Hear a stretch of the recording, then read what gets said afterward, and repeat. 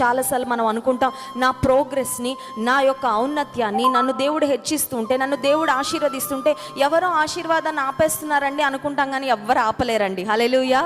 ఎవ్వరు ఆపలేరు. సూర్యుడి యొక్క కాంతిని అరచేయి పెట్టి మనం మూయగలమండి?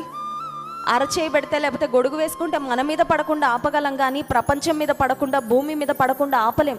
ఒక వ్యక్తిని దేవుడు ఆశీర్వదించడం మొదలు పెడితే, దేవుడు నీ జీవితంలో నీకు ఇచ్చిన కలను నెరవేర్చడానికి ఏ అపవాది శక్తులు అడ్డుపడలేవు, ఏ సాతాను శక్తి అడ్డుపడలేదు, ఏ మానవ ప్రయత్నం కూడా అడ్డుపడలేదు. ఆమేన్.